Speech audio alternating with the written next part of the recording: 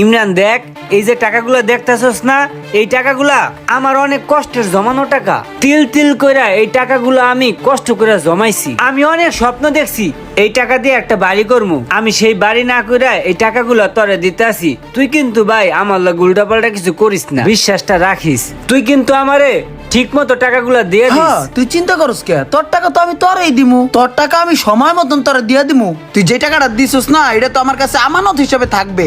বন্ধু রে, তোরে অনেক ধন্যবাদ রে বন্ধু, তুই আমার দিছিস টাকাগুলা। তোর এই ঋণ আমি কোনো দিন শোধ করতে পারবো না। দোয়া করিস আমার লিগে আর আমার ব্যবসার লিগে। আমি যাই গা, ভালো যাইস।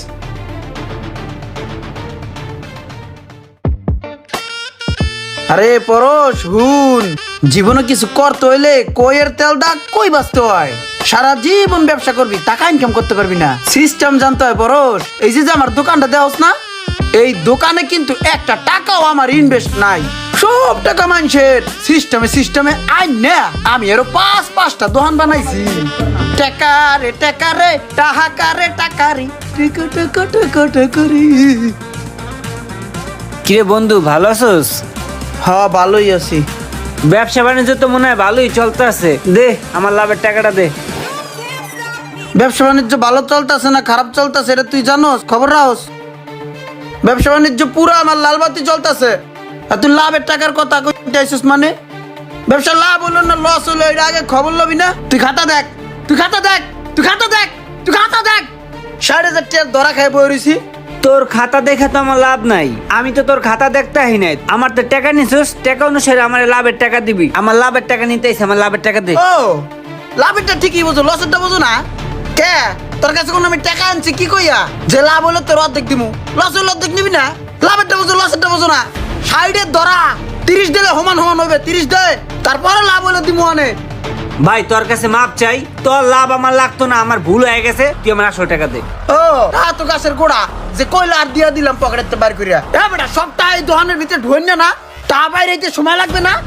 এইটা সিরিয়াস সিরিয়াস বাইরেবে, আর এটা সিরিয়াস সিরিয়াস বাইরে লিখি ব্যাকটোর তা বাইরেবি নি। তোরটা তো আগেই লস খেয়ে প্রায় শেষ করে লাইছি।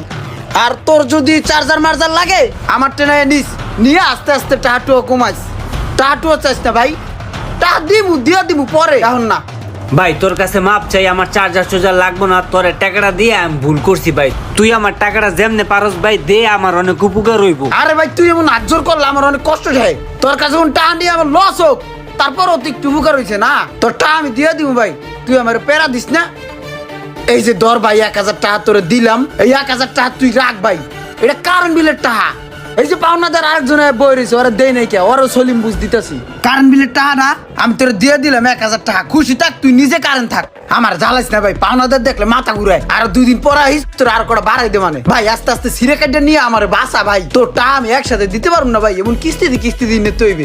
তুই আমার দোকানের সামনে আমার ঝালাইস না, তোর আমার ব্যবসা হবে না। তোরা দেখলে আমার বাসনা লাগে, এমনি এতিমের মতন আমার ফিলে চাইতে দিস না, আমার বাসনা লাগতেছে। যা তুই হর, আরে যাস না রে ভাই, যা যা হর যা। দেখছো সিচুয়েশন কেমনে হ্যান্ডেল করতে হয়।